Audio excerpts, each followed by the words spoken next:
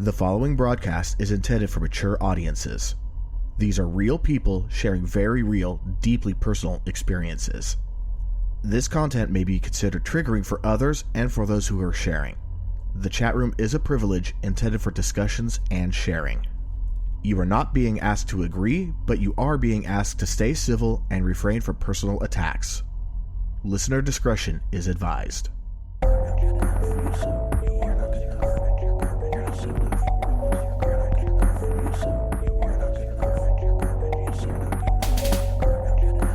Welcome back to Am I Mental, a weekly live podcast where real people share stories about their conditions or issues living with mental health issues or things that impact their mental health.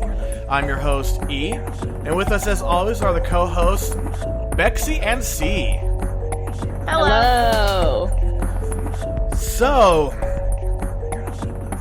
before we get started, we got bills to pay. We have to pay for the Zoom, we have to pay for the web hosting, we have to pay for the podcast hosting. So if you could help us out, we'd really appreciate it. Just easy ways to go to www.amimental.net/donate. There's a number of ways you could donate through there, including going ahead and buying some products, which, help us advertise too. There's tote bags, masks, all that good stuff. And also, share episodes. Honestly, out of everything, that's probably the best way to help us out, is to share episodes with others. Especially if you know someone that's struggling and there's an episode that you heard of, hey, this sounds like what they're going through. Give it to them. It might help them. We've been credited with saving a couple of lives at this point, and we've helped a lot of people find help, and we kind of want to keep doing that. That's kind of the whole point of this. Now, it has been a while since I have done an episode. So I'm actually a little bit nervous right now because it has been a while. It's understandable. Yeah, I didn't get as much research done as I was hoping to get done, but I did get some done, so. Well. What we're going to talk about tonight is Seasonal Affective Disorder. It's also known as cabin fever, winter blues, holiday depression, all sorts of fun stuff. And I am dropping in the chat the link from psychiatry.org all about seasonal affective disorder. And I do have some images. I'm actually going to be on our Discord. If you're not a part of it, let me get you. I'll go toss an invite in there. Because I'm going to actually be creating, dropping memes and infographics and stuff like that about seasonal affective disorder. So I'm creating the channel right now. Cool. I think that's the best way to teach people, because I don't know what it is, but memes teach you a lot sometimes. I think it could help, especially because it fits. Right. Humor today. Right. So yeah, if you look now, if you go in, we have, let me create an invite to that specifically. This should get you directly in. Then I'm dropping it in the chat. That should get you right directly into the Discord, right to the Seasonal Affective Disorder channel. But yeah, as C was saying, I mean, you could put in with imagery and a few words, you can convey a much greater message than a lot of words strung together, I think. I think so too. They do say, a picture is worth 1,000 words for a reason. Yep. Exactly. And video probably worth 10,000 or more. Oh yeah. So yeah, I've already tossed the link into the chat as well. So, seasonal affective disorder. The traditional way about it, so let me back up. As of right now, 10 million Americans suffer from seasonal affective disorder, with another 4 million estimated undiagnosed. Wow. The majority of people with seasonal affective disorder, they feel pretty good during the summertime. But as the nights grow longer and the days grow shorter, they start getting more and more depressed. Get more withdrawn, a little more scatterbrain. You start gaining weight. You start getting a real bad carb craving. Yeah. It's alright. Whatever.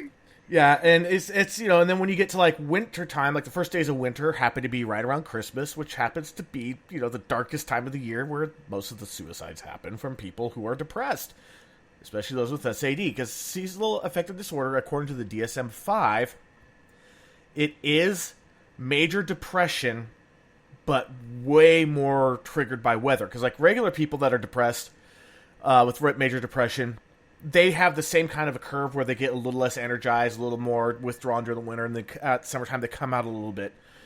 With seasonal affective disorder, it's almost like that on steroids. And then there's the more rare version, which is the summer depression. The longer the days get, the people that live in Arizona have this. People in San Diego tend to get this, where as the days get longer, they get more depressed. But instead of gaining weight and carving out, they tend to starve and lose weight. A lot of this also results in you sleep a hell of a lot more at times. But then, like at nighttime or whatever, you're just wide awake and you have like total insomnia. Okay. It's ugly. It sounds like it. I can only imagine, to be honest. I'm dropping in right now the symptoms of seasonal affective disorder in the Discord. It shows winter SAD and summer SAD. Like winter SAD, overeating, unexplained weight gain, sleeping more than usual, and depression. Summer SAD, loss of appetite, unexplained weight loss, insomnia, and irritability. Of course, it's like the 10,000 foot look at it all. Right. And also, people that have seasonal affective disorder, they do tend to respond pretty well to antidepressants during their downtimes, but have very little effect with antidepressants during their good times. So for me, I don't really need a lot of my antidepressant during the summertime. I tend to have my doctor bring it back some. But right about now, next time I see my doctor, it's like, okay, it's time to start ramping it back up for the winter. Yeah. You gotta take the precautions. Safest bet, yes. Happen. Exactly. Exactly. And Richard just had me cracking up here. Wait. Oh my goodness. Hold on. I haven't.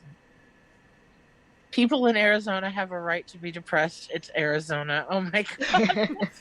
Except a lot of my family and friends are moving to Arizona to get away from California.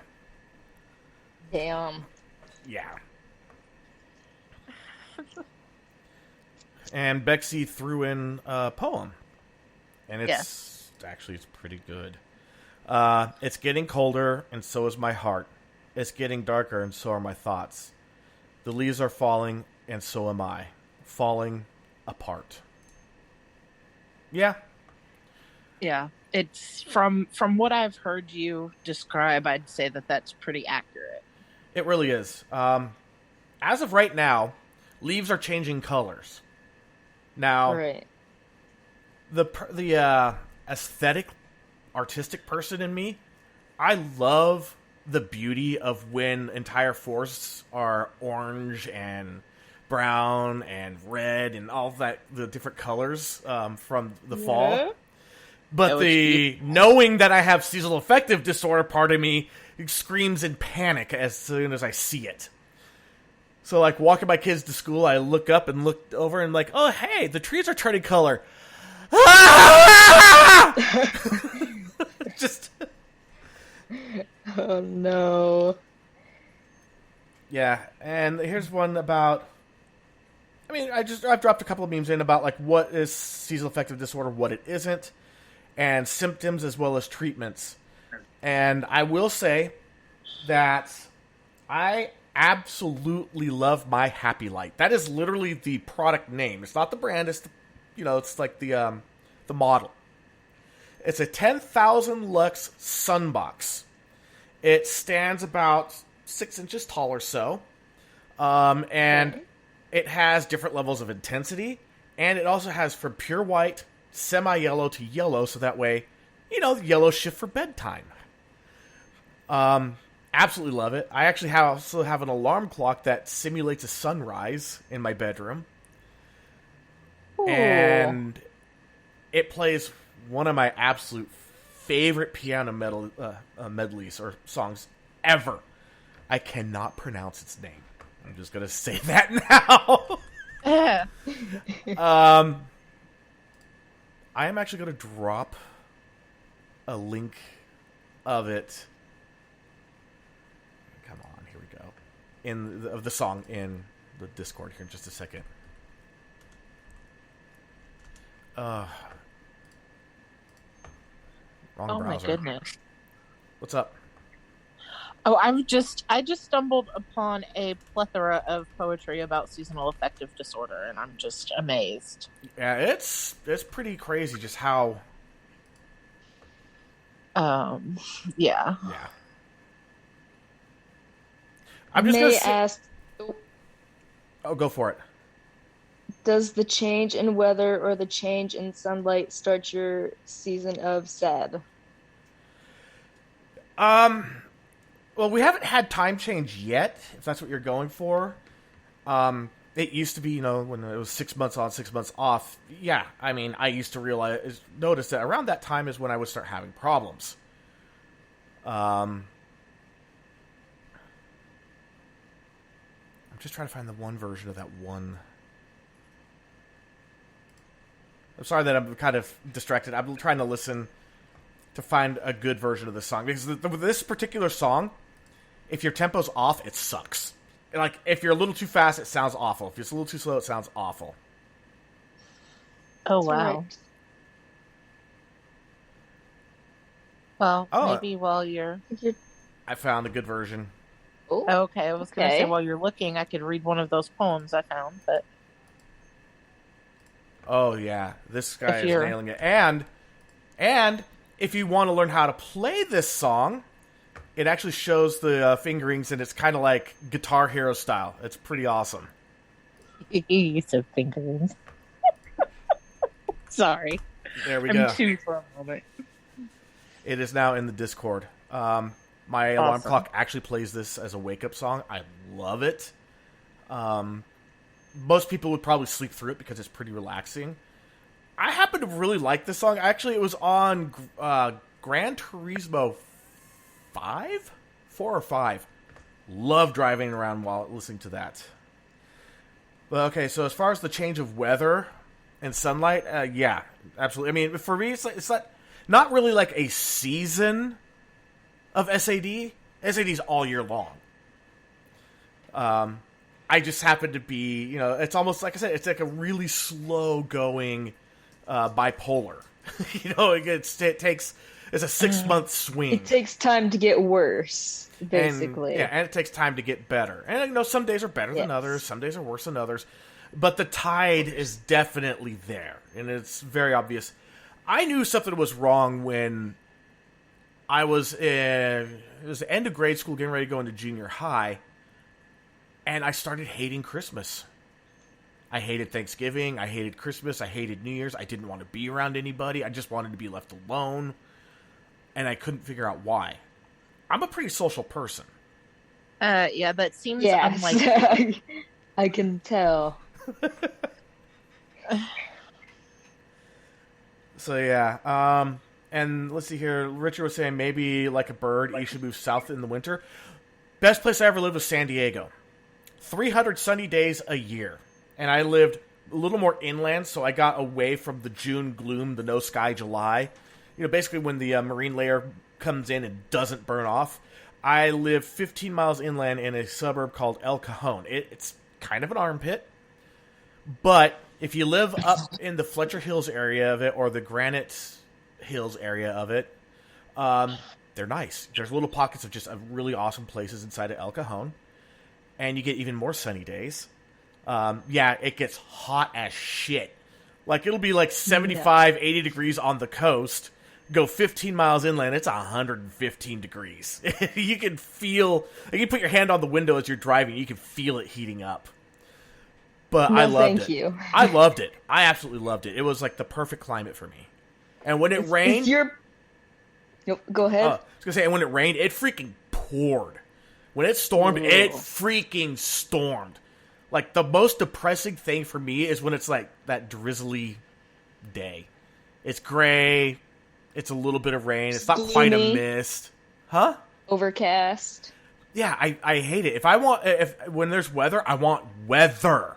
I want wind. I want downpour. I want thunder and lightning. That I can deal with. But I grew up in Mount Shasta, and there were times, like, there were a couple of years I can remember where I didn't see the sun once, starting in October, and I didn't see it again until April. Wow. Oh, wow. Yeah. That's rough. Wow. That is extreme. That's rough for anybody, but I mean, when you have, a disorder like this and you're dependent on the sun, I can't imagine. Yeah, and Richard was just saying, I wonder if people who live in moderate climates that don't experience extreme weather have less depression overall, like San Francisco. And May actually took the words right out of my mouth. No, people who live in San Francisco are depressed for totally different reasons. Namely that they live in San Francisco. That's so true, though. Like, San Francisco was a beautiful, awesome place to be with just kind of shit weather. Now there's literal shit on the streets. Yeah. Yeah. And I hate when people go, well, I live in San Francisco and I don't see that. It's like, well, it's probably because you live in a rich area. Probably. It's literally everywhere you go if you're walking down the street going somewhere. Yeah, go to Haight-Ashbury. See what it's like there. Or Telegraph Hill. Forget it. I don't think I will. Yeah. Or the red light district. Yeah, no. I think I'll pass. Now, don't get me wrong. You take me out to San Francisco, I want to go to the Exploratorium, and I want to go to Fisherman's Wharf, and I want to go out to Alcatraz. That shit's awesome. I like the street performers around Fisherman's Wharf and all those piers. I love the Pier street 39. food. Yeah. I my first time ever having a crab salad sandwich was right off of the wharf there. And it was the bomb. But I wouldn't want to live there. On that one. Like, literally, for me, like, the most depressing city in the world would probably be living in, like, Seattle or Crescent City or any Pacific Coast city from Fort Bragg north. Very rainy. Beautiful, but God. It's my heaven and your hell. Yeah. And who knows, you might actually have the summertime seasonal affective disorder. Maybe. Like, I I mean... fucking hate summer. Especially here. It's just so fucking hot. It's unbearable. I wish we could trade places. But, like, do you experience, like, a loss of appetite, unexplained weight loss, insomnia, and irritability during the summertime? I kind of have that anytime. That's fair. Also, Ariel said, fuck that, lol. We were talking about before. Right, and that was to the heat. Devern says, I'd move to the coast. That area is nice, especially if the sun does come out.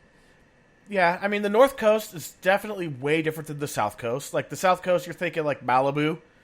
Yeah, and, like, San Diego beaches, Malibu beaches, Long Beach. The beaches of Southern California are second to none. They really are amazing.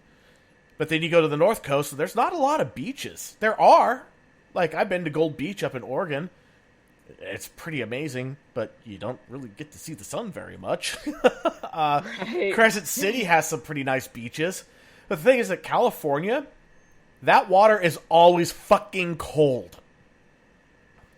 Even in San Diego, August or September, that water's still 50 to 55 degrees Fahrenheit. It is cold. Because you have that Alaskan current coming down the coast. Where the East Coast, they're like, yeah, it's like bath water. And I'm like, I would rather be cold and refreshed than go into basically a sauna or a hot tub. But I guess, it's whatever you get used to. I mean, yeah, I think it would be kind of cool to be able to just dive in the ocean and be like, wow, I'm not freezing my balls off. But Nice. But I'm scared of the ocean, so no thanks either way. I did go snorkeling in the Sea of Cortez. That was awesome. That was absolutely amazing. I highly recommend it. That sounds very fun. That sounds maybe one day. Yeah, that was my wife and I. We had our honeymoon in San Juan del Cabo, and then we took a shuttle to Cabo San Lucas, and we went parasailing, and we went snorkeling, and we got sunburned all to shit. We came out looking like lobsters. I can imagine. I can imagine. Yeah, but the one thing that did blow her away, the boat that we went on, was the pez gato. If you know Spanish, that is the catfish. Because pez is fish, gato is cat. Pez gato. And it was a nice catamaran. And one of there's a husband and wife team that owned it. And she went diving off the edge. And I was like, can I dive off the edge? She's like, if you think you can. And so I went and I dove off the edge, and apparently I shocked the living hell out of them because I actually did a decent dive. I was like, well, I used to spend summers on a houseboat in a very big lake, and I used to dive off of it all the time. It's like, kind of like riding a bike. I have some experience with that. Yeah. I've never actually been on a boat. That's a crime. Really? I've never been on a boat. All right, you come out to Cali. Wow. We're going to go to San Francisco, and I'm going to take you to Alcatraz. You have to go on a boat there. Yes. Yes. The one time I went to visit Cali, I wanted to go to Alcatraz, and it was closed. Oh. Oh. Alcatraz won't be there forever. That seawater know. is just causing it to just corrode constantly. I Gotta cannot. go there someday.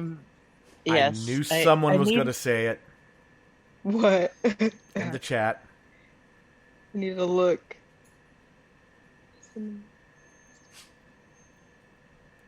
I'm on a boat. Yep.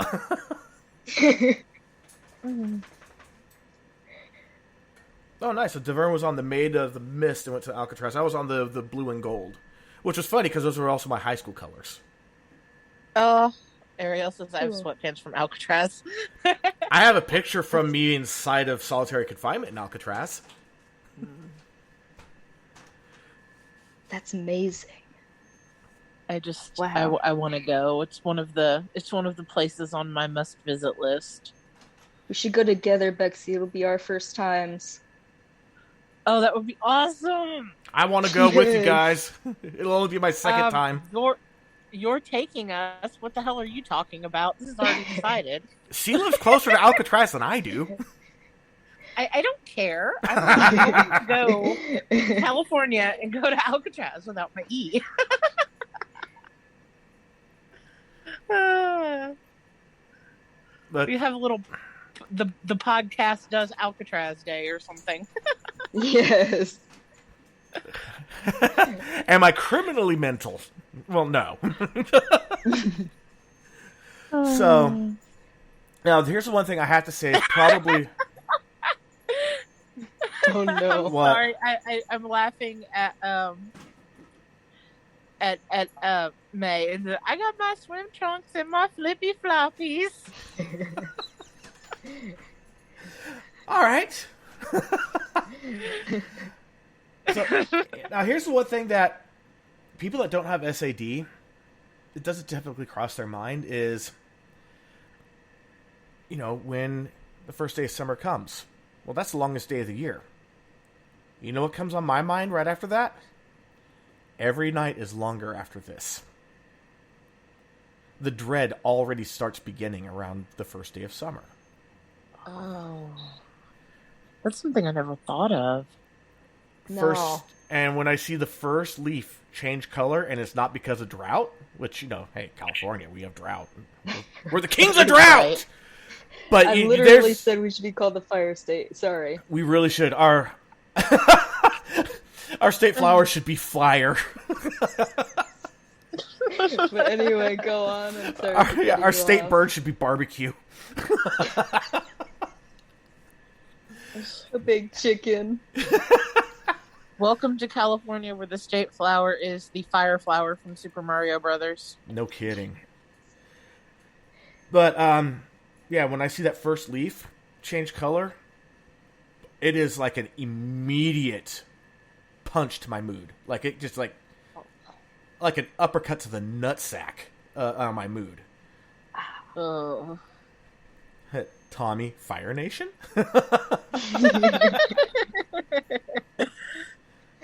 Yes. So yeah. Definitely. But there's also the flip that is also true. First day of winter. Every night gets shorter from here. Every day gets longer.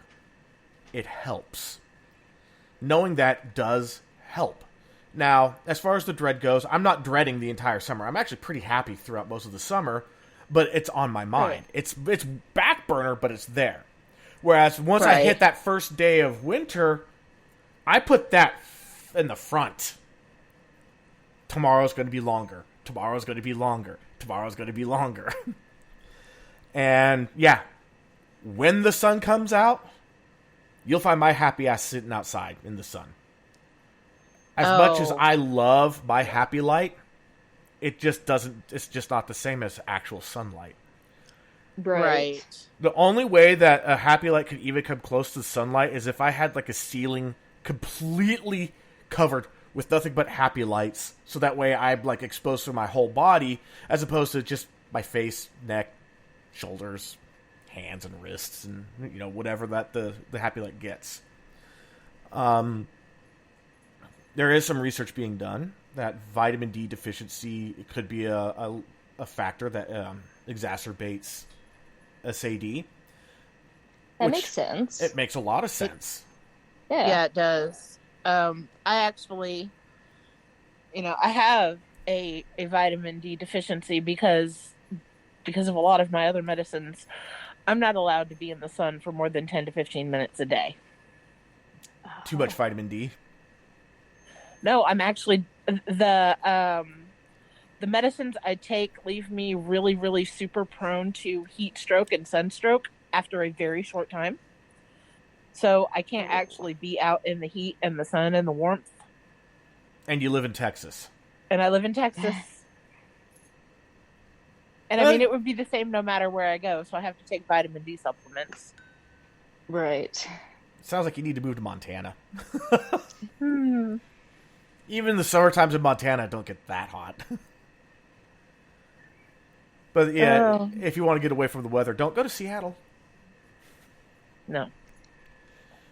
I can see C being happy in Seattle. Yes. Yes. That's like my personal hell. I will say the sushi in Seattle is really good. Now, while I was doing a little bit of research here and there for this, I did find this amazing quote from Ernest Hemingway. Okay. We are all broken. That's how the light gets in. Yes. I like that. I've always liked that. Yeah, I took that one to heart. And there were some other things I was supposed to put in this album, and apparently I didn't. Damn it. Suck.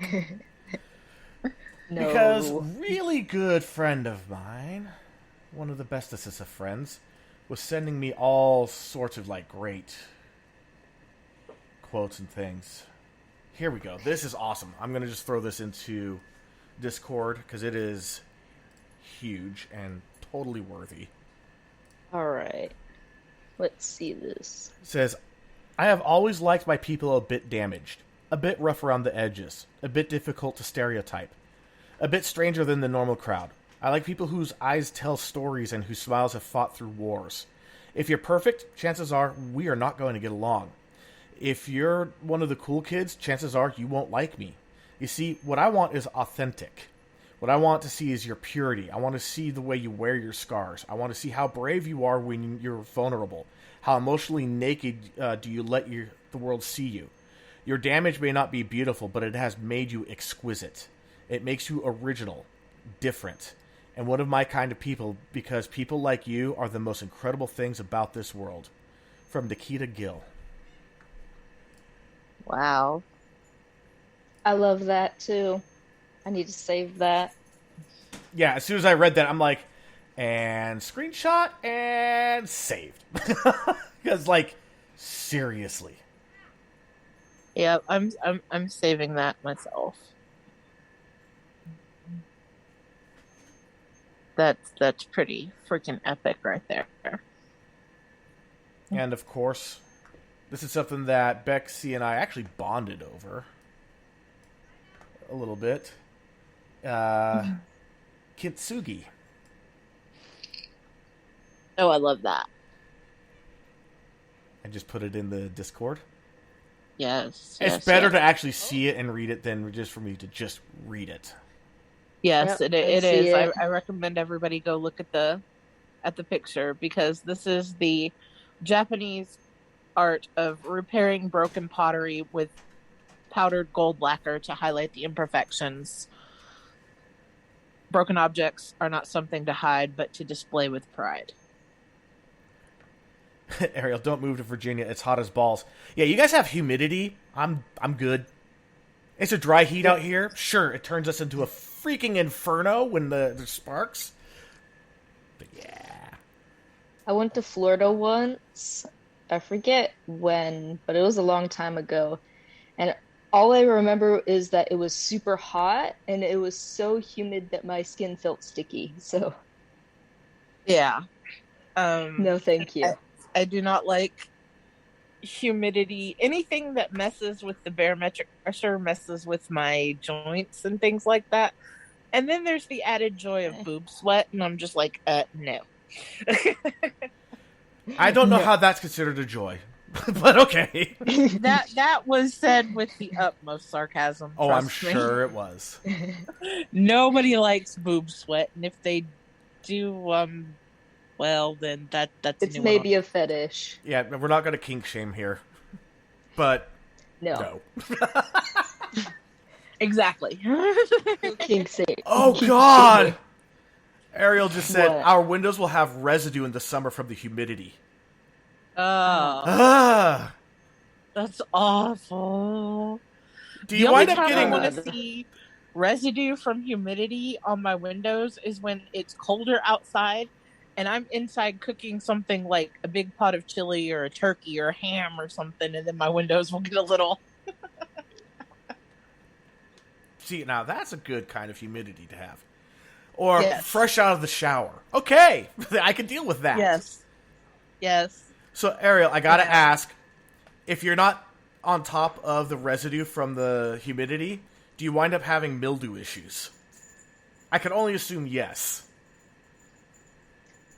So would I, to be honest. Because I will say, from my hometown, with all the snow and the rain and just how miserable it is, and the humidity is really high during the wintertime, because what will happen is that the sun will come out and it'll melt the ice, cause evaporation, and then the sun goes down, all that evaporation turns into clouds and it snows again.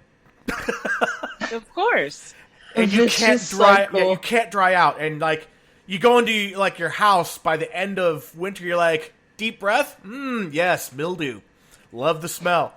Go into your car, oh yes, mildew. Now here's a trick: if you live in a snowy, humid environment, a really good trick: put dryer sheets under your floor mats in your vehicle. It actually fucking works on keeping the mildew and the humidity under control. Yeah, she says it's more Noted. so on the siding of the house than the windows. And then Makes sense. DeVern throws in about his kink is weird. It must be about mildew. But no, no sweat for me.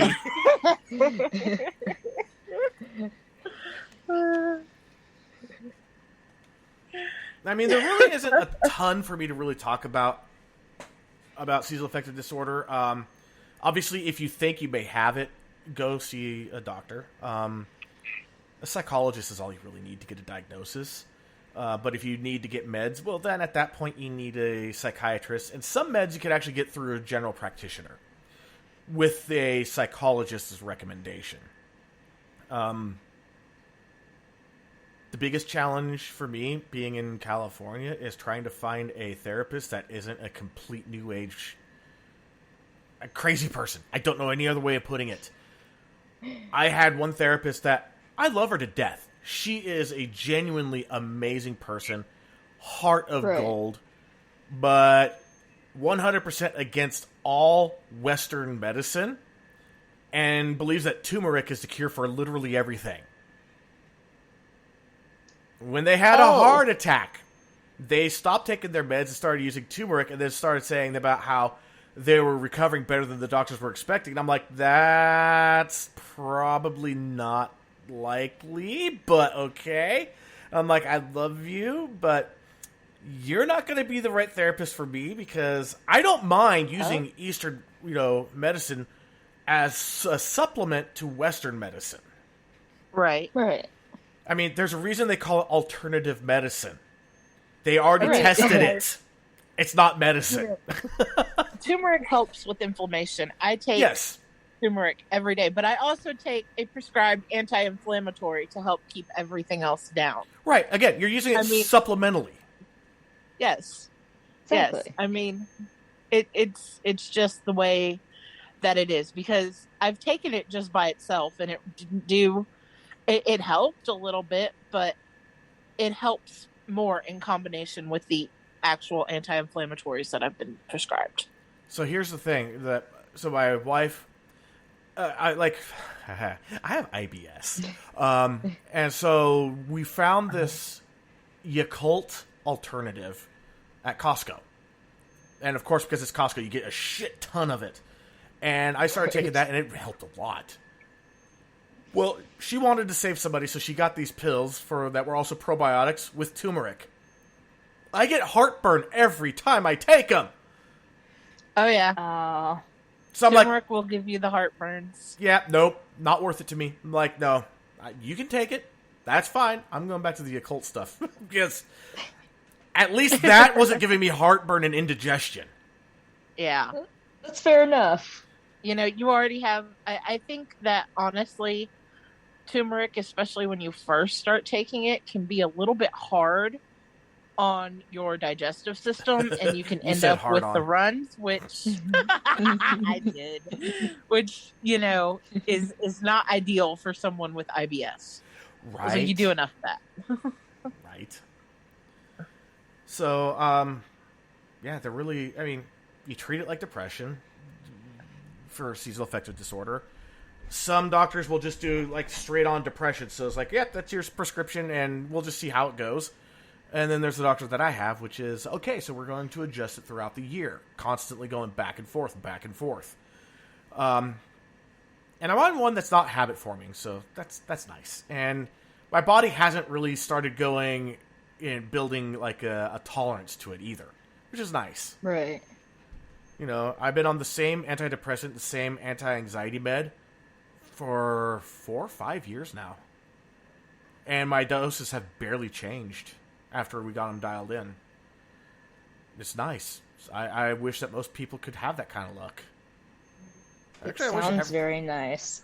Yeah, because, I mean, I know that you've had some issues with getting your meds balanced, and I'm sure that you still have some issues. And I think a part of it also is that, your brain's still developing. Mine's done. Yep. Lucky. Yeah, my brain went ding almost 20 years ago. Done! But does anybody have any questions? And just for a few laughs and some awe, I've shared a couple of comics that were made about seasonal depression. I love that first one that you did. The one with the sun. You, get the fuck out of here. Well, I like the bottom one. When they find out, what are you doing, Bear? I'm trying to work out my seasonal depression. And everybody's cheering him on. Go, Bear, go! Yeah, seriously, walking is one of the best things for me when I go through SAD. Even if it's like dark out, Just the walking helps. And I'm sure that some of you remember, Bexy, Ariel, my Ask Me Anything walks. Those were always fun. Except that I don't have a Twitter account, so I can't use Periscope, so I can't really do that anymore. Right. I mean, I've been wanting to do it again. You could do it on TikTok, I guess, but that's true. That's true. I could always do a live on TikTok. If you have the ability to go live on TikTok, you can do it, because not everybody can go live, apparently. That's true. I'll look into it. Otherwise, Twitch. Or there's yeah. You could do it on Discord. That is true. That's true. That is true. That's Just true, do a voice too. channel. Yeah. Ariel just said on Instagram. Wait.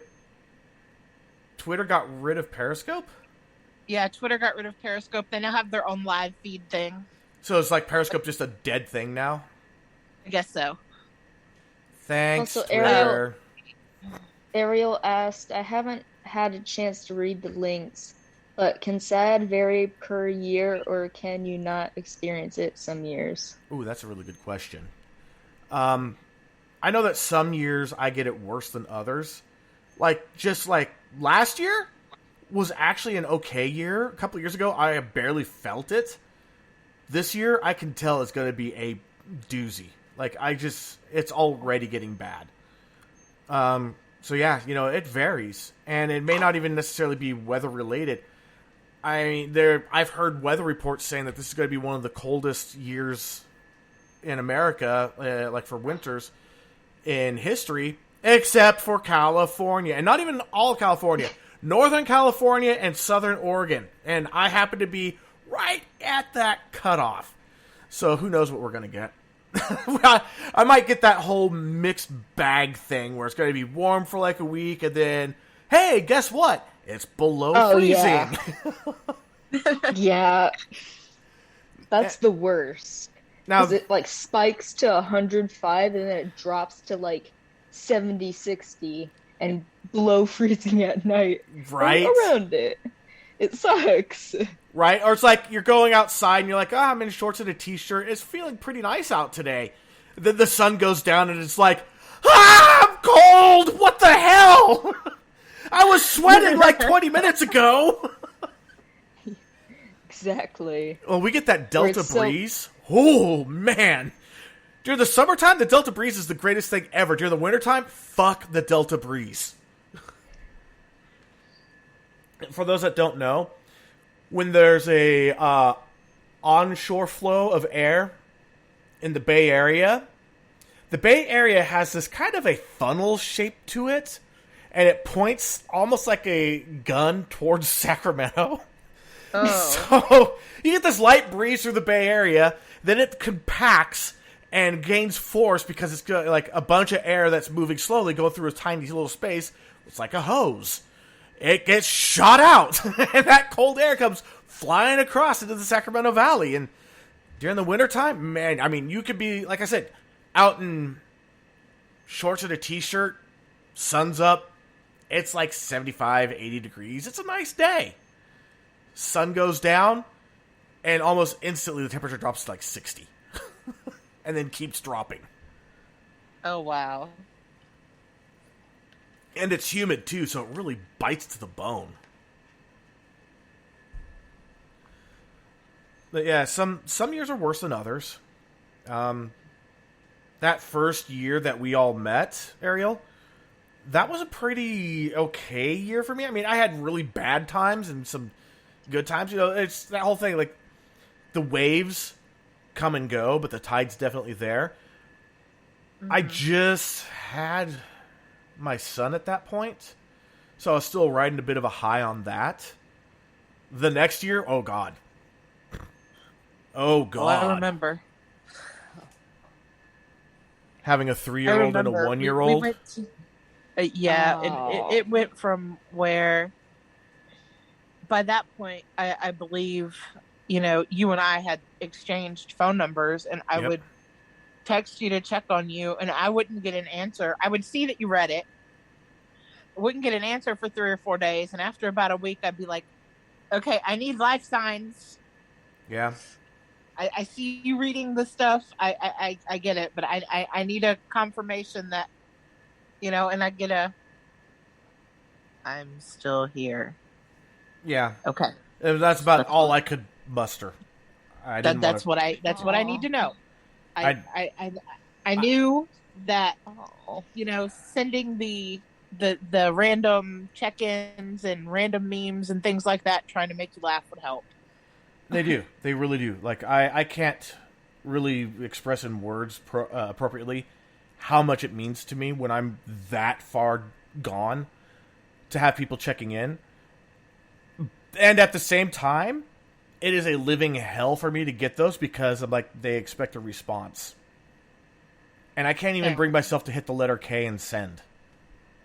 I mean, I don't expect a response when I know that it's coming around, that this is, the time of year that just, it's enough for me to see the the red at the bottom of the.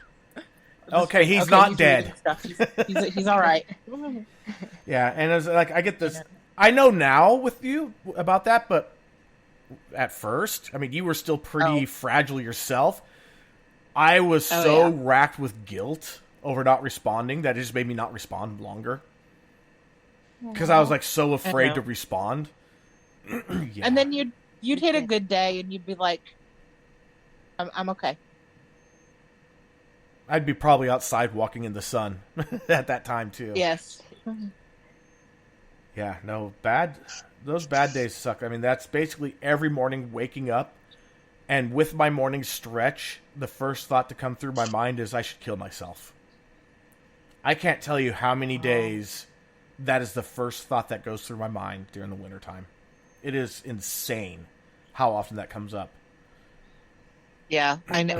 All too well. I've received, a random text, not going to be a good day. Woke up, thought about, killing myself. I'm like, oh, it's going to be one of those days. Okay. Yeah, when I'm saying that, what I'm saying is I can't shake it. There's a lot of times I get it, and I'm like, oh, well, hello to you too. And it's gone, Right. Like, acknowledge it, embrace it, and let it go. That way it goes through its cycle and it's taken care of. But there's those times where I'm like, well, hey, how you doing? And he's like, yeah, you should go ahead and kill yourself. Oh, so you're going to be persistent today. Yeah, until you die. Great. One of these days. Awesome. Right. Isn't it just the best? Oh, I can't tell you how much I love it. And if I had these thoughts every day, like, without fail, I would get so used to it, be like, okay, whatever. Like those people that have daily migraines. I know people that have those. And you live through it. Just like, Bexy. Chronic pain. Oh, yeah. This problem is with this, it's not daily. So when it hits hard. Like, I get a migraine. Yeah, I know what? My friends that have daily migraines, theirs are far worse than mine. They're kind of also conditioned to them. Mm. So what is debilitating to me might just be a Monday to them. But it's still debilitating to me. Yeah. Kind of like, just because my depression may not be the worst depression on earth, doesn't mean that my depression isn't something that's a serious concern of mine. Right. Exactly. I mean, I know what I go through on a daily basis, and I have good days and I have bad days. I wouldn't wish a good day on anyone. I really wouldn't wish a bad day on anyone. Yeah, I wouldn't wish seasonal affective disorder on anyone. And I have some people I truly despise. Yeah. Mm-hmm. It's the same for me with the amount of pain and the things that affect me. I mean, I really hate that I can just be off balance a little bit and bump into something and it sets off a whole chain reaction. I don't want anybody to have to go through that. I don't want anyone to have to go through walking down the street and go, oh, hey, that tree's starting to look really pretty with the orange leaves. Ah! It's that time of year again? Fuck, no! I didn't approve this. This is not okay. Yeah. It's like that whole Will Smith thing, pointing at the tree. No! No! Turn around and walk away.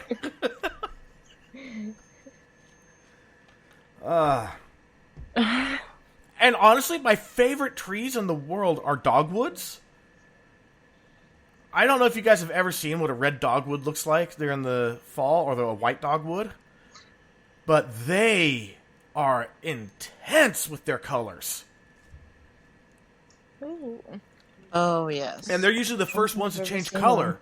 So you'll have all your maple trees, your oak trees, and the other deciduous trees are still green, and all the dogwoods are red and orange all over. It is like fireworks going off. And I'm like, and like a lot of times, like, that's pretty. I should go kill myself. No, I really shouldn't.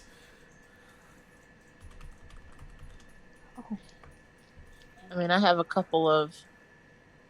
I'll drop a couple pictures in the Discord of dogwood trees. They're so pretty. So this, I love this. This is one of the reasons why I love dogwood trees. This here, yeah, that's a springtime dogwood. Those are springtime.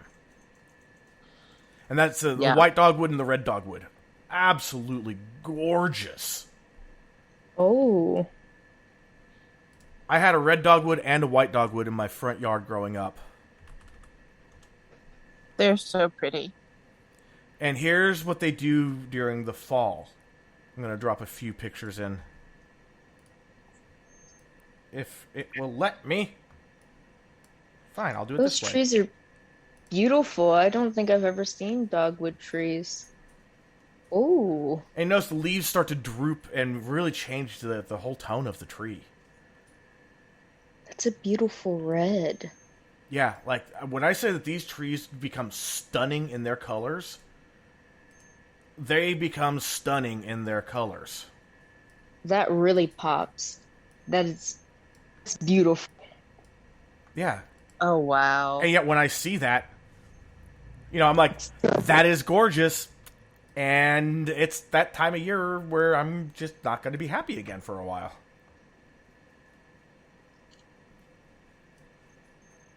Good and bad at the exact same time. Wow, you're breaking up really bad. That was choppy as all hell. Bexy, can you say something? I want to see if it's my internet. Yeah, that was really choppy. Am I coming in okay? You're coming in okay. Okay, so something with Sam. Damn it,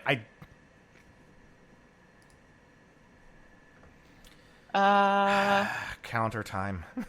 Counter time. Yep. Be honest. I've been surprisingly good. Yeah, and again, C's just super, super choppy again.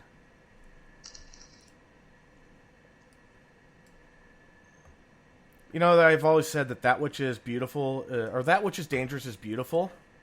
Yes. These colors for me are dangerous. Oh, definitely. I can definitely see how just walking and enjoying a pretty day and seeing that and having those thoughts click in your mind, that's fucking scary. Yeah. Oh, here we go. Now we're starting to show the deepness that these colors can reach, too. Check this one out.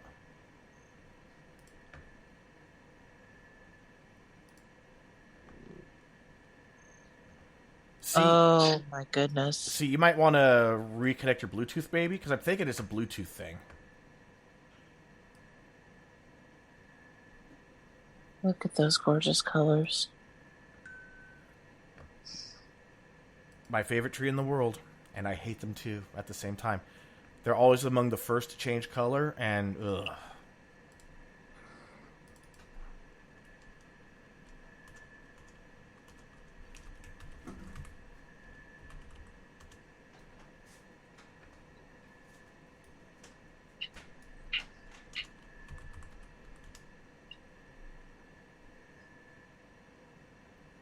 Oh, here's a really good example of when a dogwood versus the other trees.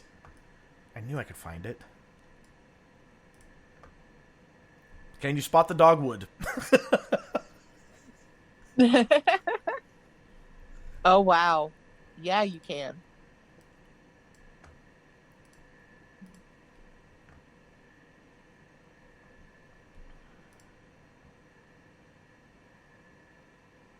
Deverne.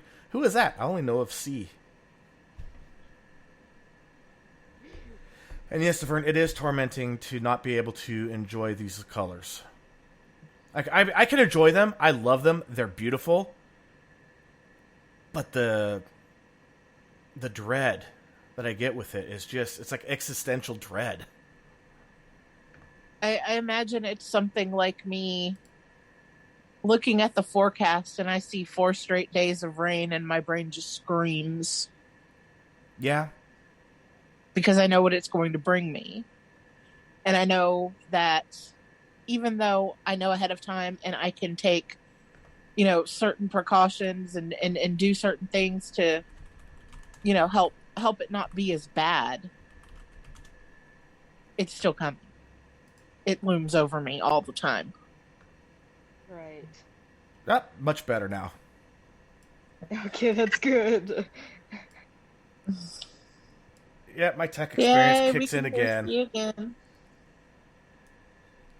And this is a little bit morbid, but my favorite flower on Earth also grew in my hometown. There it is. See if anyone can name it. Ooh, a bleeding heart. Yes, it is. Oh, those are beautiful. I did not know that existed. I had bushes of those in my yard in one place that I lived. So it looked like this? Oh. Bleeding hearts are gorgeous. They are. They are also a very famous funeral plant for reasons. Yes. But that's what they look like when they're growing in a nice cultivated environment. Yes. Wow. Have you seen the black ones? What? Oh, yes. Hold on and let me get a couple images. Those are gorgeous. Yeah. I put some in the Discord. Ooh. There's blue ones, too. Yes. They come in different colors. I didn't know. I love it. They're like orchids. Yes. I mean, I love that they come in multiple colors. There's purple, yellow, pink, white, blue.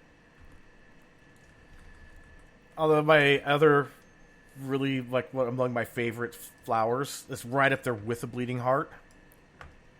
I'm sure everyone can name this one.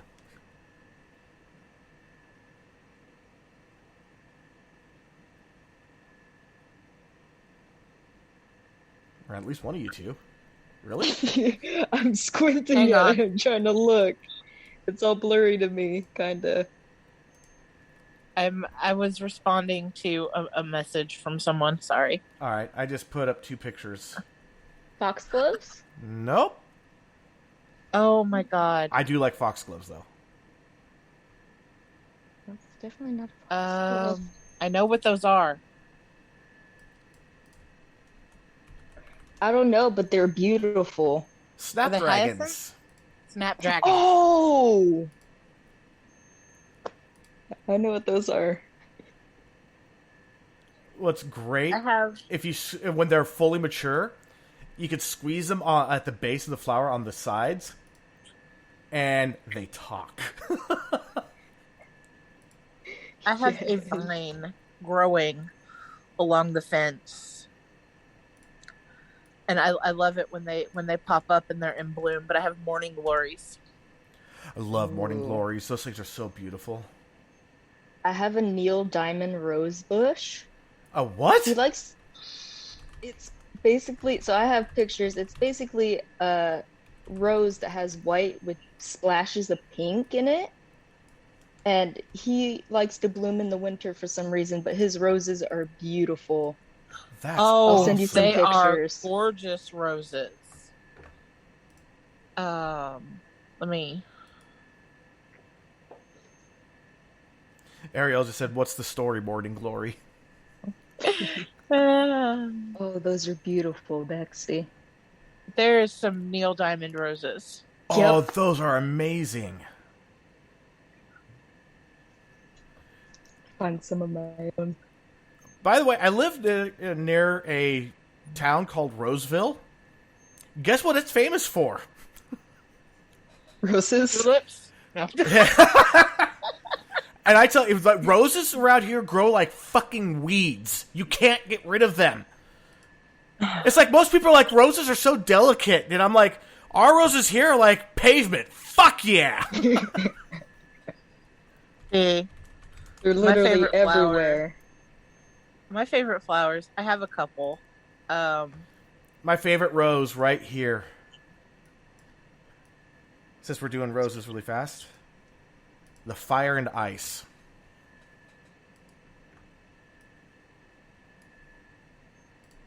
I like very simple flowers. Oh, that one's beautiful. So I have a big thing for tulips I love tulips. and daffodils. Daffodils are... Ooh. They are among one of my favorites because it means spring is here. I always loved when we used to have a bunch of flowers in our front yard. We never had tulips, but we always did have daffodils and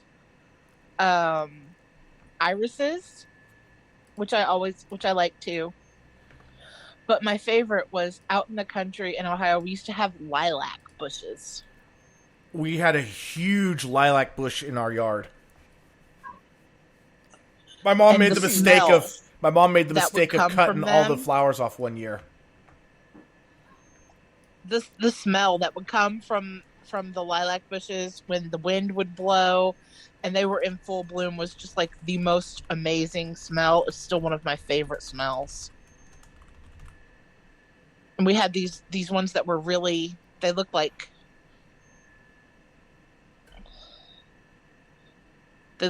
that very deep purple, very pretty. Ours were a lavender color of purple, almost like they were close to white. They were so faint with the purple. But like I said, Bluebells. yes, I love bluebells. Again, like daffodils, some of the first flowers to bloom and pop up in my hometown. So I knew that, oh, hey, it's spring. Such a beautiful blue. And of Actually, course, vibrant. down here, when it's, getting warmer and it's spring and summer because you get bluebonnets all over the place. Nice. And those are the state flower of Texas, so it's illegal to cut them. California golden poppies. For here. Yep. I see them all along the side of the road. Oh yeah. We have people who stop and will pull off the side of the road to take pictures of their kids or themselves or their dogs in patches of bluebonnets. So, here we go. When I lived in San Diego, my favorite time of year is May. And this is why. I'm putting the flower up now. The entire San Diego Valley smells of jasmine. Oh, I know. I've seen those. I love jasmine. It's a milkweed, so, be careful. But I would pick a sprig every day and put it up in my sunglasses holder above the mirror. So when I'd go back out to the car, after work, it'd smell like jasmine. Then I would toss that one out and grab another one for the night. Yeah. I love simple the simple little thing like honeysuckle. I like to eat honeysuckle. I like to eat it too. I have found people do not know that you can eat honeysuckle. Yep. You pick the flower, pull out the little stamen, and then at the bottom, there's so much nectar in there. It's so I've good. never done that before. Oh, it is so good. Now, if you ever get the chance, go to an apiary where they actually have, like, orchards that they bee net, so the bees are forced to only get one type of nectar, and try the different nectars, or try the different honeys. You will taste the difference. Yes, you can. I love marmalade honey. How close would I be to the bees? Actually, you're not too far away. There's apiaries everywhere. Oh, no, I think they mean actually, like, would the bees be buzzing around? Yes. Oh, no. You'd be... Okay. Yeah, no. They would... you'd be... It's a separate building. Okay. That's all I was wondering. Cause... I had a friend that used to work at an apiary, and one of the things that they would do to new people is they would have a new queen. They would crush the queen and then pat the person on the back with the crushed queen. And then they would go run into the bathroom really fast to wash their hands because the pheromones that are released, it's so strong that all the bees in the area will swarm you to protect the queen. They won't sting you, they just swarm you. Oh God, no. Yeah, that would be terrible. I had to in letting my dogs out, a bee got in the house, and so I had to chase it down and catch it in a cup and release it back outside because I don't like to kill bees. Now, if it was a wasp, fuck that wasp. Exactly. If I had a wasp or a hornet, I have a black widow in a cage. I know where that thing's going. Yeah, the last time I had to kill a big fat hornet that got into the house, I thought of Webony. And I thought, oh, this would have been a good meal for her. Oh, yeah. That is my personal hell. I would... No. No. Yeah, I get you. I mean, at least, you know, to me, you know, bees, they're important. I really try not to kill them. Yes. I try to, you know, I've even been one to, I put out extra hummingbird feeders because I don't get hummingbirds, but it feeds the bees. Like they will come and drink the sugar water and take it away, and I think that's really cool. Until the hornets and the wasps start taking over, and then I have to take them down because I'm not feeding those little bastards. The wasps ruined it for me. What you do is you just have a wasp trap nearby too. They'll be more attracted to the wasp trap than they will be to the feeders. I'm gonna have to do that because last year it got so bad I had to take all the feeders down because I never did get any hummingbirds, but I was okay, you know, letting the bees come and take a drink and do what they do and everything, and then all the stingy no-nos started flying around. The spicy sky raisins gotta go. Spicy sky raisins. Well, you know, in my house, my dogs track like flies and gnats and things like that, and they will eat them. I call them sky raisins. Anything with a stinger is a spicy sky raisin. I had a Doberman that used to attack honeybees because they stung him. He never understood that they stung him because he attacked them. The one time he decided to attack a yellow jacket was the only time he ever decided to attack a yellow jacket, because he knew if you killed if you bit the bee, or if you got stung, well, they only sting one time. Well, the yellow jacket wound up stinging him like 4 or 5 times before he finally realized these things don't stop. And then you could tell when a yellow jacket was buzzing him because he would snap out of instinct, and then you'd see his eyes widen, his ears droop, his tail, like his little tail stub go down, and he'd crouch down and skither away. It's like, yeah, he recognizes the sound. He learned the sound difference between a bee and a yellow jacket. Ah, yes. And then Deverne was saying that honeybees are safe. They are not scary. Bumblebees are the ones you need to worry about being near. Where for me, I've never had an issue with bumblebees. I used to pet them when they were gathering nectar. I've never had an issue with the bumblebee either. They're just big and clumsy, and they shouldn't be able to fly, but they do. One of my favorite bees is the Carpenter Bee. They are absolutely massive, and they are so docile.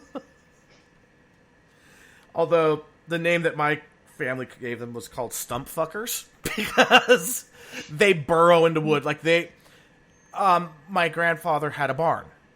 An actual barn that he actually used for the right purposes, but eventually became, after he got too old and out of shape and all that to maintain animals, well, it became his garage for, like, repairing vehicles and stuff. And, well, those Carpenter Bees are very bad for barns.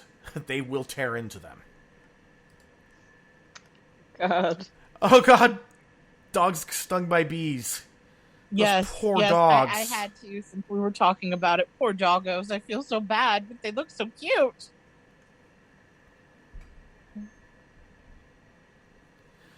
That one on the bottom, that last one has this look on his face like, I'll do it again, too. Like Gooby. I'll fucking do it again. Yes. But yeah, that Dobie is exactly how my Dobie looked after going after honeybees. Oh, poor baby dog. Oh. The yellow jacket I'm made him look lucky like that none of mine have caught a spicy sky raisin. They might learn. They might, but I would really feel horrible, and I'd be, giving them Benadryl and stuff, because... Yeah. I don't even allow that situation to happen. I go inside as fast as possible and close that door. I'm not going outside as long as that thing's out there. So anybody have any questions about SAD? Yes, we've gone on a tangent. A hell of a tangent. We have. Yes. Bees and flowers. Leaves. I mean, at least the tangents were interconnected. Yeah. Bees and flowers. For once.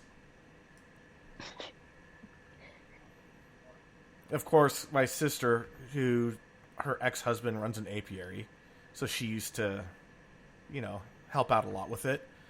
She doesn't call it honey. She calls it bee barf.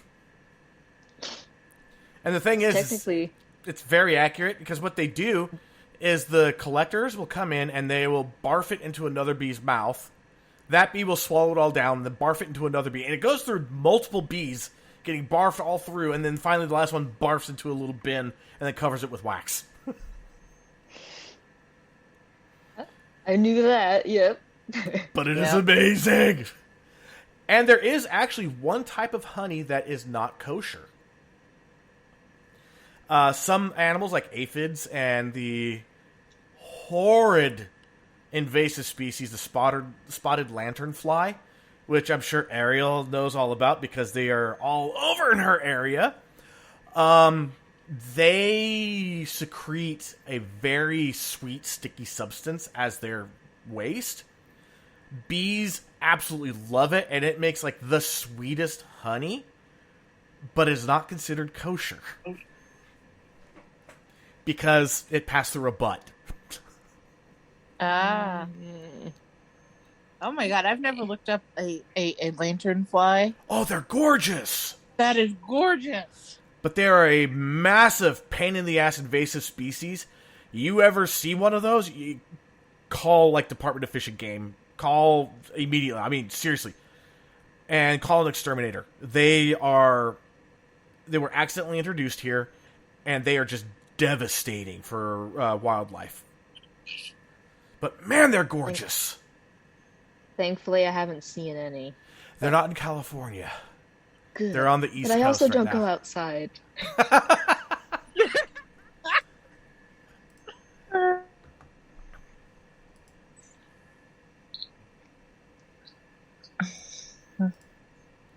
Actually, I got my daughter and my wife really good today on I Spy.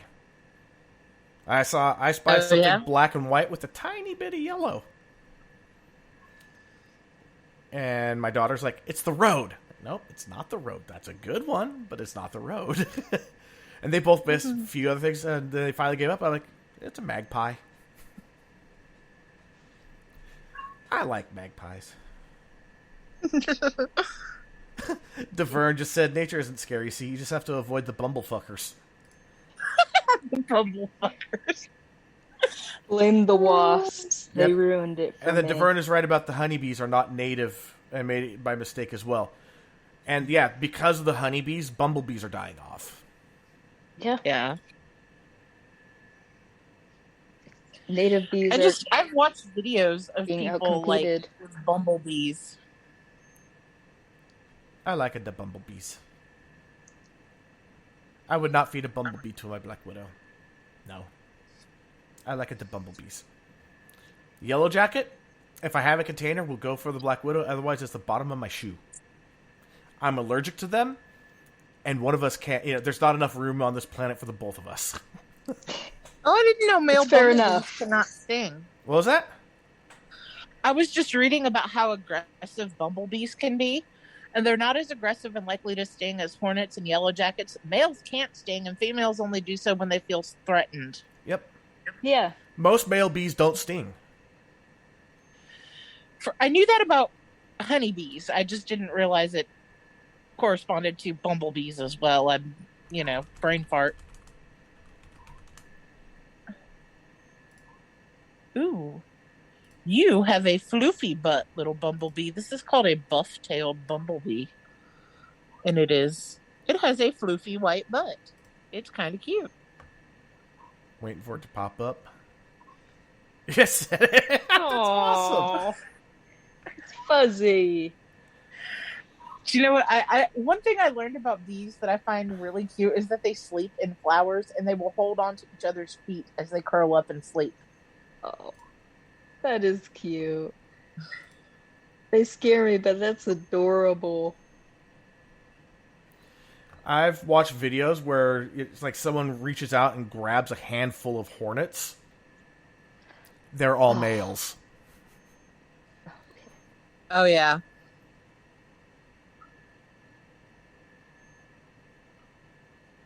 I mean... If you ever want to watch stings, though, Coyote Peterson. Oh, definitely Coyote. Two little sleepy bumblebees holding each other's feet in a flower, covered in pollen. Oh, Whoa, those eyes. I know, they're so cool looking, aren't they?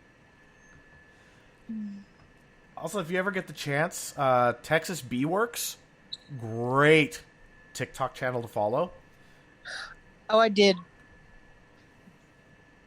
I know who they are. They're so good at reading the like how aggressive the bee's going to be. A lot of times they'll remove entire nests of bees barehanded, no protective gear at all, because they just know how docile those bees are. I saw videos like that.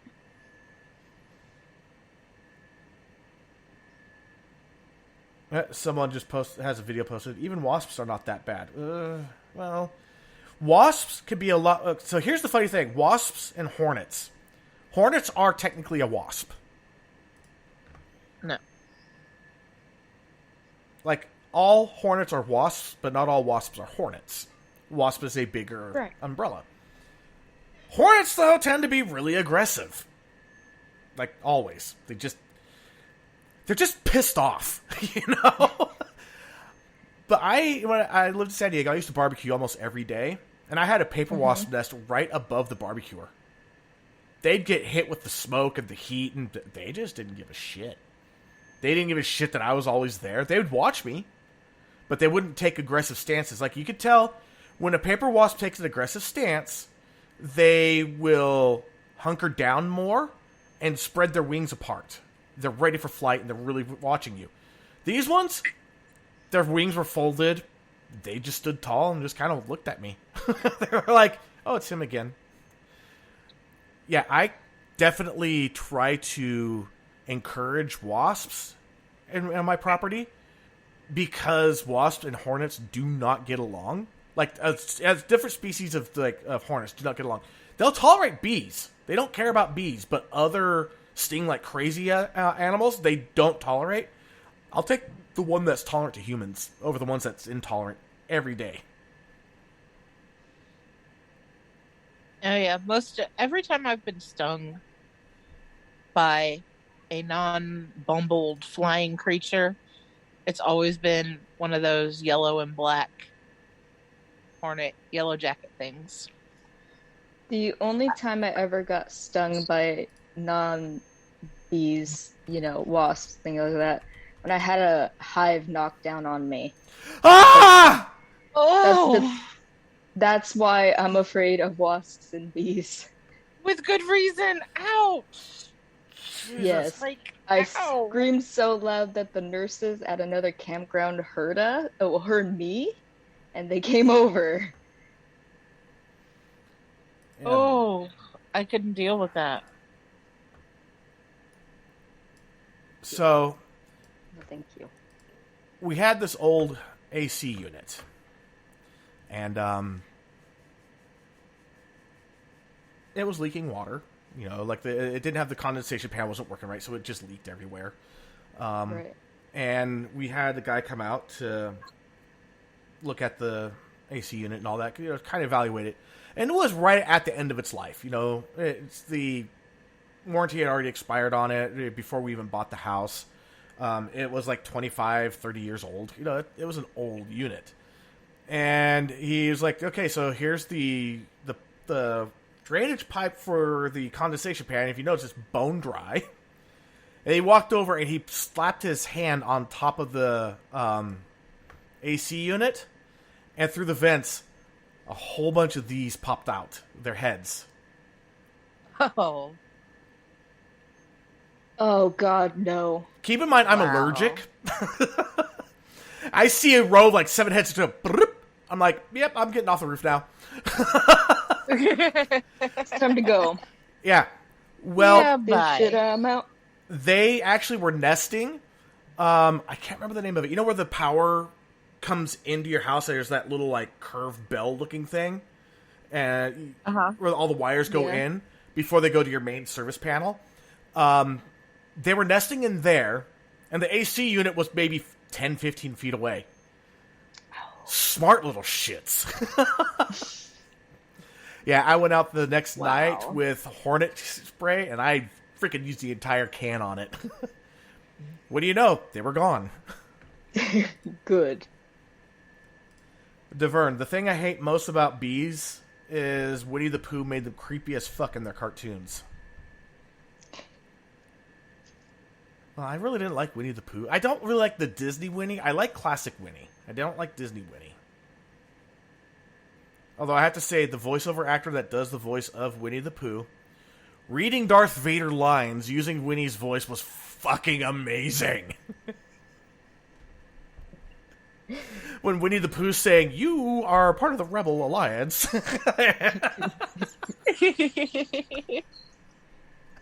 I don't know why, but that reminded me of this YouTuber who would do like different voices, but he would sing songs like Rick Ashley's "Never Gonna Give You Up," but as like 20 different characters. It's amazing. That's amazing. Oh, did you guys like the Hallelujah metal version? I sent you guys Did the not listen chat. to it yet. Oh, I saw it. It's pretty amazing. Oh, yeah. Yeah, it was definitely great. Yeah, it's the Hallelujah Death Metal edition. It's from the guy that's there. I ruined it. That's his name on YouTube. What was it that he did that had me going, what the hell? Oh, it was Queen's Another One Bites the Dust, done to the music of Tequila with Pee Wee Herman dancing. Oh my god. He'll do like Slipknot polka. I mean, Oh my god. No. Eminem bluegrass. Like the two trailer park instead of going, two trailer park girls going round the outside, round the outside, round the outside. He's all, two trailer park girls go round the outside, round the outside, round the outside. It's like, this guy is freaking genius. Sounds like it. All right, I'm dropping in the Spreaker chat the link for the Hallelujah death metal. Okay. Yeah.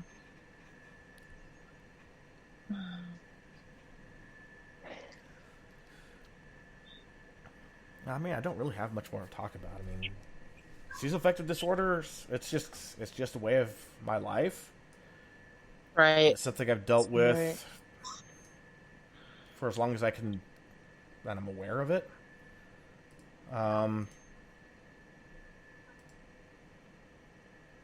The nice thing is that I do know what it is. I do know that in time things get better because I've survived it a bunch of times years? already. Yeah, Right. I've survived it for decades.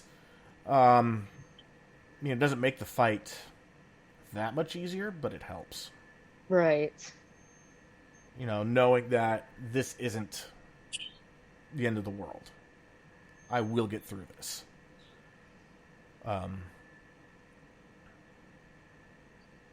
Yeah, it's like The worst thing is that I lose a lot. I've lost quite a few family members around the holidays. So that's, yeah. Already having seasonal affective disorder and then like losing a grandparent and losing friends and other family all around that holiday season when I'm already at my lowest. And I know it's no fault of their own. It's not like they went, you know what, fuck Eric. Right. God damn it, I just dropped my own name. Fuck E. another one. I am on a roll Twice. tonight. I am on a roll Another tonight. one. Another one. And I'm still Dun-dun-dun, over here dun, just joyous that it wasn't Dun, me. dun, dun, dun, dun. Another name's dropped. Another name's dropped. I have a Bruce Lee quote that I really like, and I really like it because it reminds me of something that you said to me, E. Okay. Notice that the stiffest tree is the most easily cracked, while the bamboo or the willow survives by bending with the wind. That's awesome. Very close to what I said. Yes. I didn't know that Bruce Lee said that. Yes, he did. I forgot really that he like a said lot that of then. Bruce Lee quotes. Another one that a person that had a ton of great quotes. Some of that a lot of people don't even realize. Which, I mean, just great life lesson quotes. Damn it! Why am I forgetting this first name? Vince Lombardi. I could see him having a great deal of good quotes. One of his I could see best that. quotes I ever heard that he said was, "You only learn a sentence from a victory. You learn a book from a defeat." He also said, "Practice doesn't make perfect. Only perfect practice makes perfect." That's true. That's very true. You perform how you practice, and if you're only half-assing your practice, You're only going to be half-assing your performance. It's like Exactly. when people, I think people misunderstand the quote, and it's my nerdy side coming out from Star Wars because it's Yoda. Yoda says, "Do or do not, there is no try," which I equate to being basically the same thing that Lombardi said. If you're going to do it, then do it to the best of your ability. And even if you fail, you keep going until you get better. It's not that you have to do it or you have to give up. It's not that choice. It's if you're going to do it, then you need to stick with it and, do it until you become as good as you want to be. exactly. And one of the, I know we're going on football here, but probably the greatest player in NFL history, Jerry Rice. He was known for his fanatical workout ethics. A lot of times during practice, if there's a run, like say Jerry Rice is lined up on the right side of the field, and the run is going to the left. During practice, a lot of times the wide receivers just kind of trot. No big deal, I'm not in this play. The defending cornerback's like, okay, I could take this play off and kind of trot with you. Jerry Rice ran full speed every time. When he was told to get off the practice field to allow other players to have repetitions, he would parallel them off the field, running the same routes. He never gave up working out. His jog is legendary.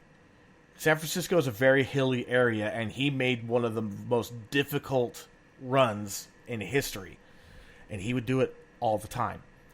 During, after the season's over, most players will take like a day off or even a week off or a month off. Not Jerry. Dude was a fanatic. For like 15 years, he worked out every single day, never taking a day off. Look how long his career went. Look at his stats. He has records that will probably never be beat. He is so above and beyond everybody else, like total yardage for a career. No one's going to touch that. The closest people have gotten, they're still 5,000 yards shy.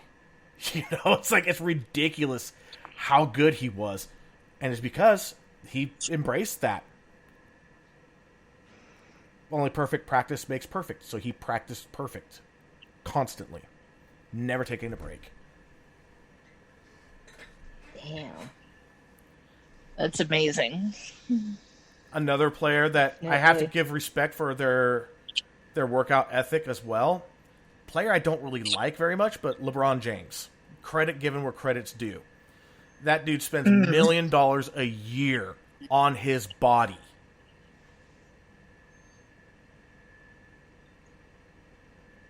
Wow. Yeah. Just for strength, conditioning, workouts, diet, everything. $1 million a year. But look what he's raking in. And how long he's been doing it. Wow. If he wasn't putting that in. And it's not like you could just go midway through your career, go, you know what? It's time for me to start taking care of myself. No, you have to start that way. Another player that is just as fanatic at taking care of themselves, Tom Brady. Look at his career. He's still playing. Yeah. He's in his mid-40s. He's still playing. And he's still playing damn near the top of his game. Peyton Manning, one of the greatest quarterbacks to have ever played the game, didn't take care of himself the same way. He fell off. Brady's still chugging along. Drew Brees was drafted the same year, I believe, that Brady was. If not the same year, within like a year or two. And Drew Brees is out. Because he didn't have that same fanatical workout ethic. Oh, he was a workout machine, but not the same way. I don't like Brady. Respect given where respect's due. Although I am pissed that he actually wanted to retire as a 49er, and it didn't happen. He wanted to end his career in San Francisco. Had that happened, San Francisco might have won the last Super Bowl. Brady just doesn't get injured. He just doesn't. After that horrible knee injury, he just doesn't. And that's how I was when I played Taiko.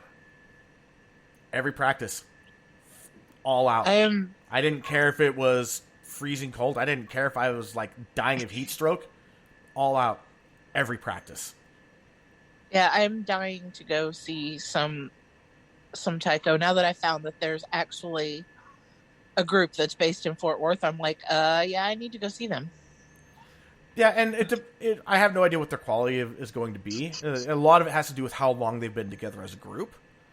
Like, the group I was in, we were the advanced group, what we're called. We actually became a touring group. We were all high school students, only 3 years apart between all of us. So it was like, sophomore, junior, senior. That was it. So it was, 16, 17, 18 years old. Guys, in puberty, nothing but testosterone. We had a lot of strength of endurance. And we'd been practicing for years.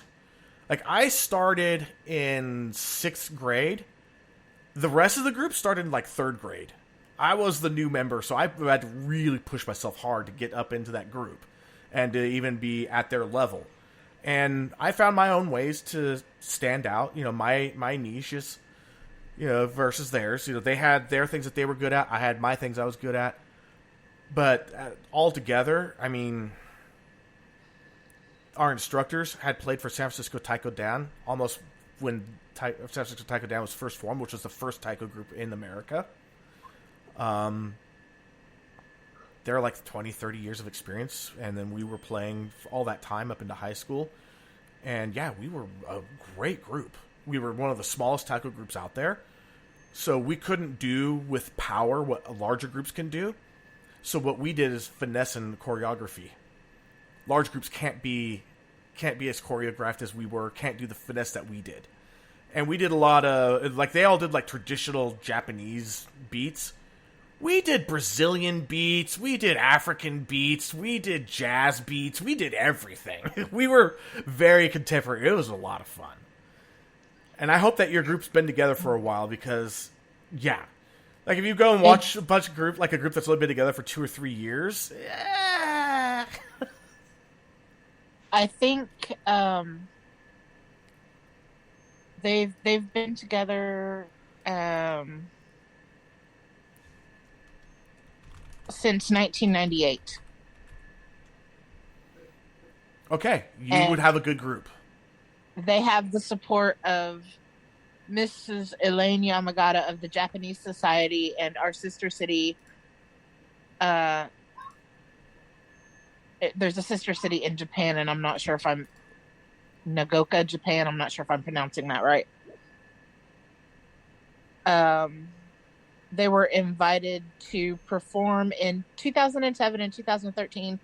They performed in the Hanabi or Fireworks Festival in Nagoya, Japan, and they performed in the streets with their sister Taiko group.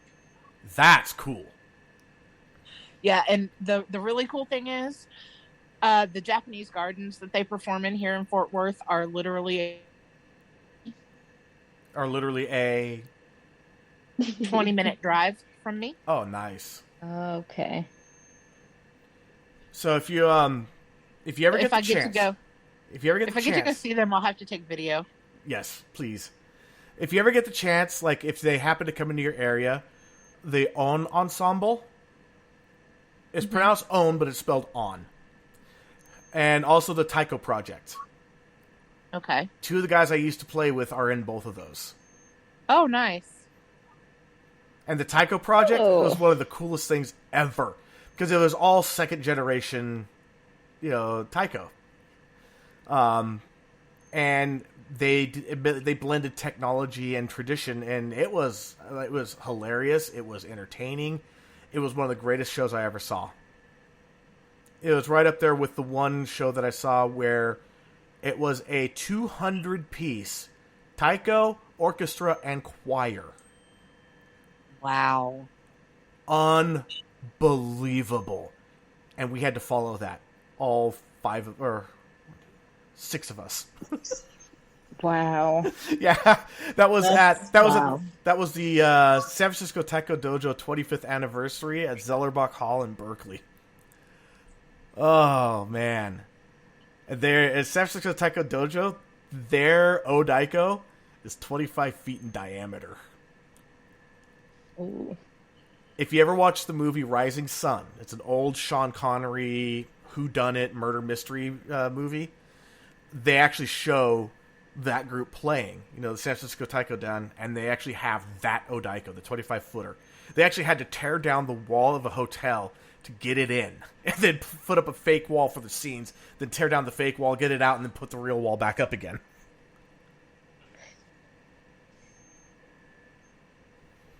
It's a lot of effort. For a A-list blockbuster movie, yeah, they'll do it. Wow. And one of the more famous groups in the world for Taiko is Kodo Taiko. Just Kodo. They have a ton of videos. Highly recommend.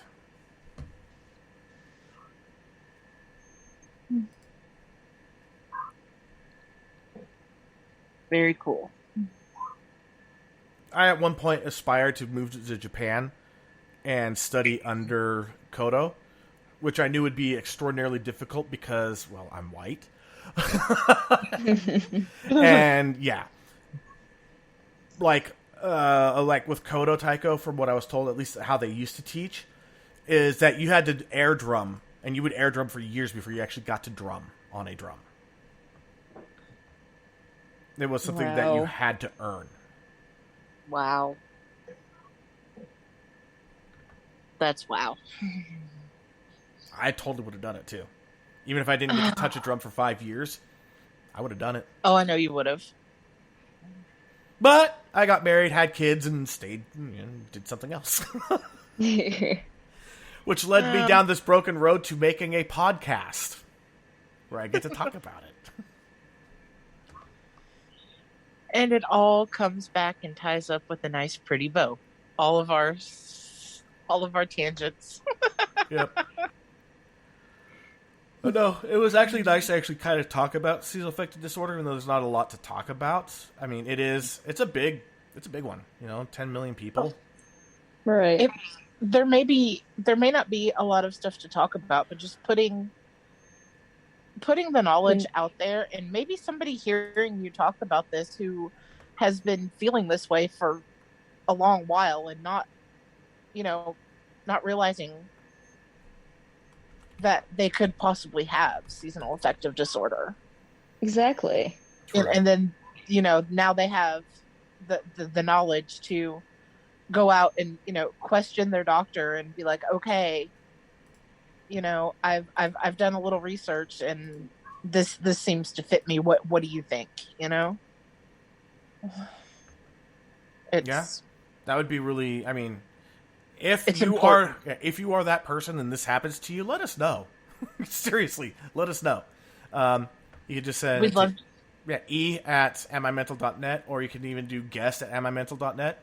It's not just for. Guest at amimental.net is not just for setting up to be a guest. Go ahead and give us feedback, too. Let us know. I know I'm not the only one that likes to read that stuff. I love hearing the stories about people who have listened to the podcast and, something within them has clicked and they've either said, I'm going to be okay and I'm not alone. And dealing with all of the things that I've dealt with, or just hearing, stories from people who are like, hey, I go through this too. I thought I was, one of only a handful of people who did. It's nice to know more people understand me. True. That'd be really nice. Very much so. I will say that we had quite a few people join in on the Discord today. Yeah, that's awesome. And it's been growing. We got D-Trains on I here know. now, Mal Reynolds, Dark Fang 916 came on today, Megan Love came on today. This is awesome. Very awesome. And, I'm gonna call him out. I've been talking to Deverne a little bit through this episode, and I'm like, you need to get a Discord so you can share your art photos. Yes. With us. We have an art channel. Yes. He showed me a couple of really amazing pictures that he took of some locomotives today, and they were just beautiful. Oh, that's awesome. And I love his eye for photography and the way he can take something that most people would see as mundane and turn it into something just beautiful. And that needs to be shared with the world. There's always room for more beauty in this world. Oh, yeah. Well said. I'm just looking at the statistics. Our last show was a dud. Sorry, but it was. Our art show was a dud. Oh, it's okay. It's okay. It happens. I mean, here's a 4 live plays and 5 downloads. I haven't had a show that low since the first season. It happens, though. Well, but we're still holding strong at 18 followers. Awesome. And we did get 3 more likes. Yay. And, of course, United States, the bulk, followed by France, New Zealand, Germany, India, Australia, Canada, Israel, Pakistan, Russia, and Ukraine. What would they be liking us overseas? I like that. Yes. I like that it's been pretty consistent with India, Australia, and New Zealand. And I'm hoping that France stays pretty consistent, because I have a friend that lives in France, and I think they might be the one listening.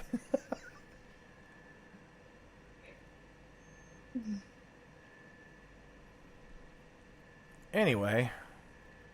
Yeah, definitely if you... also, we have an opening for next week. If anyone's interested, just let us know. Guest at amimental.net.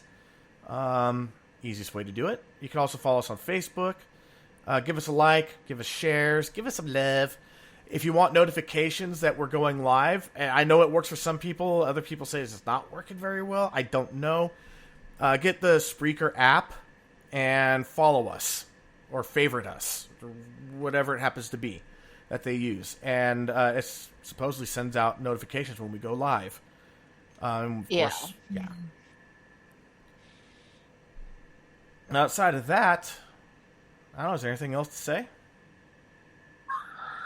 You know, I think that as far as the show goes, I think you've probably, excuse me, said about all you can about seasonal affective disorder and everything like that. Not every show we do is going to be, a long one. Right. So, if you're comfortable with where we're at, I think we're good. I'm good. All right then. And Kat, if you happen to listen to this episode after the fact, we miss you. Hope that we'll see you very again much. Soon. Very, very much. You're doing well. Kat. We love you. We do love you. And yes, I've been keeping the co-hosts up to date. So we all know what you're going through, and we're here for you. Please take care. Exactly. Yes. And Brandy, sending you get your ass back on here. Brandy, I miss you. There's a lot of people I miss. Hey, Floating Duck, get your ass back on here again. Oh my God. All right. So until next week, we will have a show. We'll get a guest. We're not too worried about it. I'm E. I'm Bexy. I'm C. And we'll catch you next week. Bye. Bye.